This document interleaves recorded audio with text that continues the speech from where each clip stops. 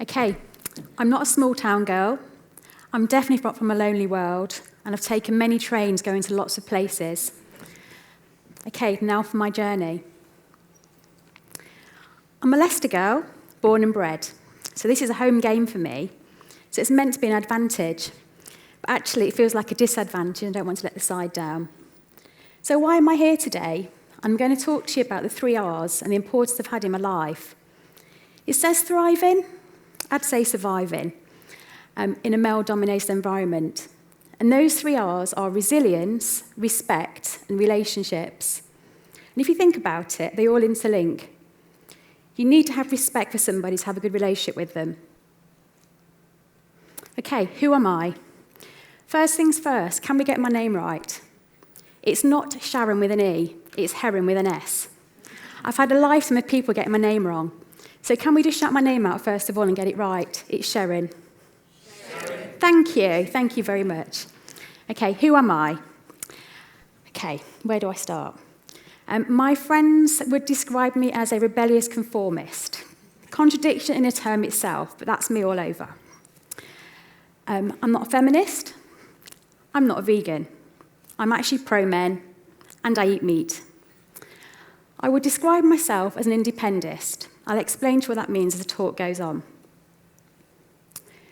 Okay, as I said, I'm a Leicester girl. That looks very much like the house I was brought up in, and my dad still lives in now in the heart of Belgrave. Both my parents came from the hosiery industry, and it was a working-class family. My dad worked in a factory making fabric for various companies, and my mum, when she wasn't being mum, was winding elastic in another factory. I've got a sister who's 2 years younger than me, Rachel. We couldn't want for anything. We did everything possible, but most importantly, we were wrapped in cotton wool with lots of love and affection. We did gymnastics, trampolining, swimming, tap, ballet, you name it, we did it.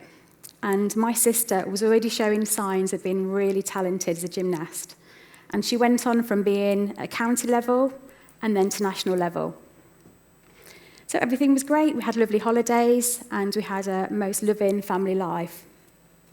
Until at the age of 11, my sister was 9, my mum was taken ill. What we thought was just flu-like symptoms. And in fact, I remember being excited about going to the hospital to see her because I'd never been to a hospital. But unfortunately, the next morning when I woke up, she was no longer with us. And that flu was actually pneumonia, and she was taken away suddenly. As you can imagine, life from that day changed beyond all recognition. And my dad was 37, was struggling to cope with his 2 girls. So a little bit about my dad. Bit of a dull boy character, if I'm honest. If he wasn't taking my sister to gymnastics, because by then she was competing at a very senior level and she was going to Nottingham to the training ground, he was an antique dealer.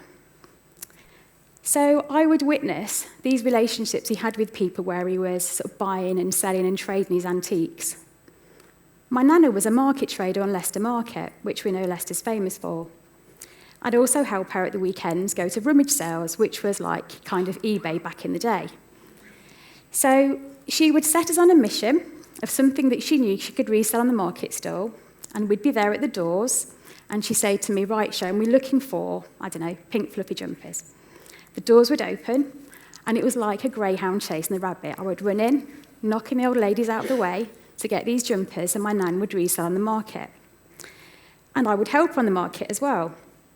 These definitely were the first signs of kind of relationships and negotiations, and the importance that would have in my life. Okay, what else was I doing? And what was I good at? I think looking back, I was good at music. I played the oboe, and I also played in the school orchestra. We had a dog, but didn't like me playing the oboe. So when I played the oboe, he would howl. So let's just say that my career of being a musician ended quite promptly. Not only not by my dog, but also my dad, who would be saying, shut that racket up. I was also a massive fan of the Smiths. I can still recite every single Smith single now. So if anyone wants to join me at the end for a bit of a rendition, please do find me. So I guess I was like the ultimate Cinderella. I'd been taught, believe it or not, to light a match by my nana when my mum passed away. I remember crying, but by the age of 12, I was literally cooking a roast dinner for the family. The difference between my Cinderella story was that there was nobody knocking the door with a glass slipper to match the one that I had. So my dad.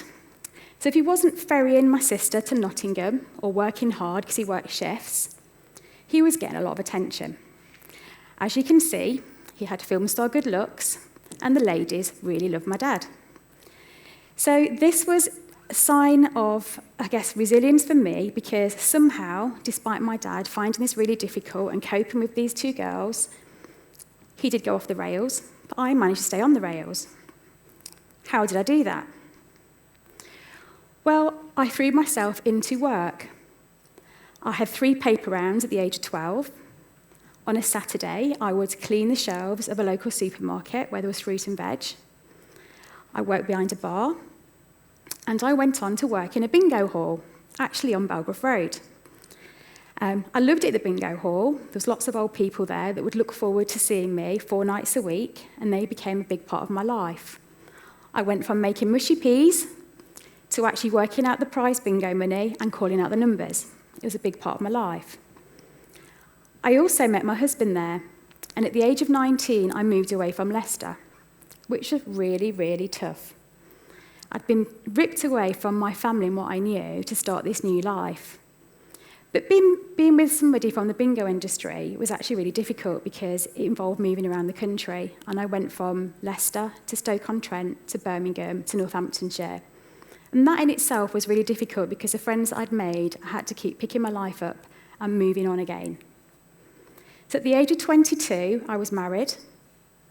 But although I was married, it felt like I was single, because when I went to work in the morning, my husband was in bed, sleeping.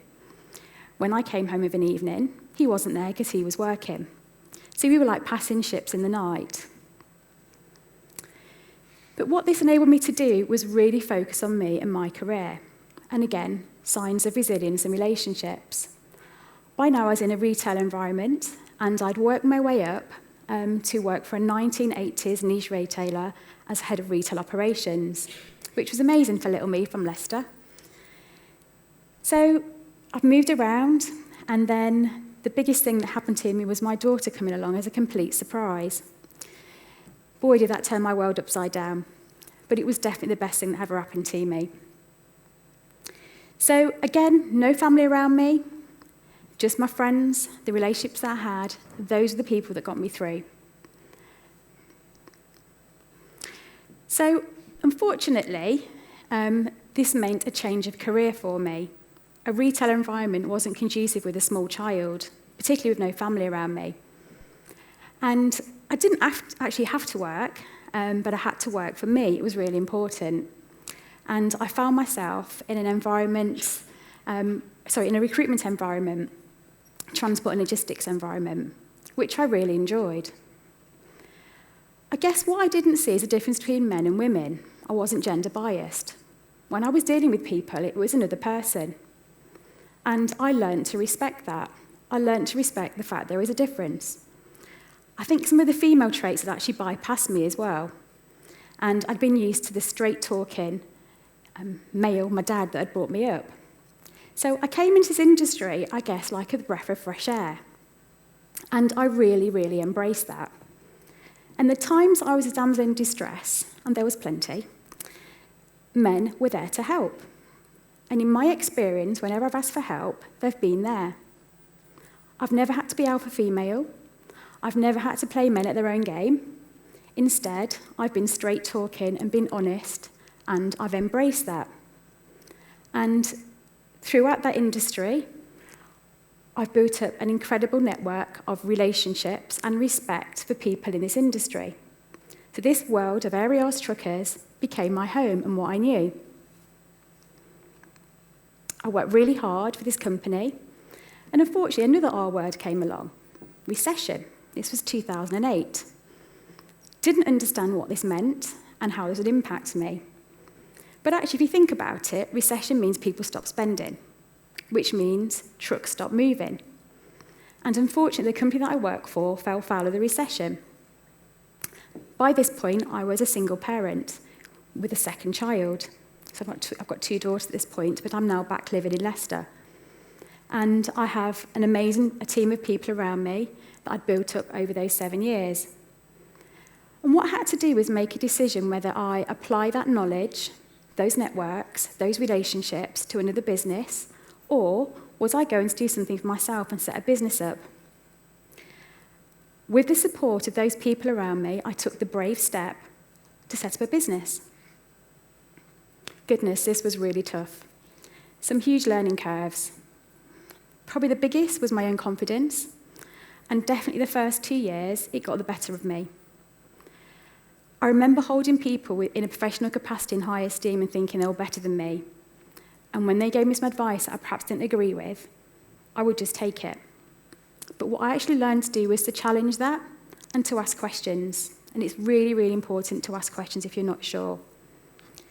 I learned actually no one's better than anybody else. We're all equal. People have jobs to do. And somehow got through those first 2 years. Again, begging, borrowing, relationships, respect, and resilience. They say after the first 2 years, if you get through that, then everything will be fine. And it was.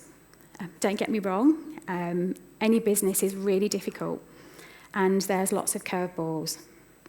And 7 years down the line, there was lots of curveballs that came my way. This happened in a 2-year period. The first one was embezzlement. This was by the person closest to me that was a backbone to my business. This person had keys to my house, my life. I trusted them with my children and my business. So as you can imagine, to find this out was devastating. The betrayal, I can't even begin to explain to you how that felt. But somehow, I managed to pull together, again with the team around me. It meant moving my accounts office back into the business. And by this point, I had 2 offices, and everybody around me supported. That was really tough. And not long after that, there was this amazing opportunity to set up a transport operation, which seemed like the natural progression to do. And I did it, again, with the support of those people around me that were far more experienced in this than what I was. And I put 10 trucks on the road with 15 trailers, and it was a dedicated fleet to a customer that was also my landlord. They were so pleased with what I did that the day I went out to visit my sister in India, they waved me off and said, "Oh my God, Sheron, that was fantastic. Thank you so much." What I didn't realise at that point was this person was a complete fraudster and had no intention of paying me. And they didn't. 7 years of hard work literally went down the drain. But what I would say to you with this is that those people around me pulled me together. The IT guy had hosted the server in his garage. I had various members of staff had filing cabinets and other office equipment in the back of their cars, pretty much like mobile offices. I had customers had loaned me vehicles to store office equipment, and it was business as usual. As if that wasn't bad enough, a customer that was having a difficult time decided to use me to bankroll his own business. And within the space of 18 months, the company had lost £250,000. Everything we'd worked for within 7 years was gone. Okay, all that was put into perspective when the person that had worked for me for the longest, an absolute valued team member that was the core of the business, was taken ill. Unfortunately, she was diagnosed with terminal cancer. She was the same age as me, her children were the same age, and it hit home really hard. The friendships and relationship we built up over the years, we managed to pull together, and I arranged a celebration of life party for Natalie. It was an amazing event, really quite overwhelming, and people travelled from all over the country, from the northeast, from Devon. There was customers, there was drivers, and relationships we'd built up over the years. Natalie absolutely loved it. She, despite being really poorly on the day, she struggled through, and she sort of really embraced the fact that these people were there to celebrate her life. Within 3 weeks of those pictures being taken, unfortunately, she passed away. And even now, which is just over a year, it's difficult, and we miss her massively. She was the Florence Nightingale of my business, without question. So again, if that isn't a demonstration of resilience, I don't know what is. And it was definitely business as usual. And people outside of the business did not understand or realise what really had gone on.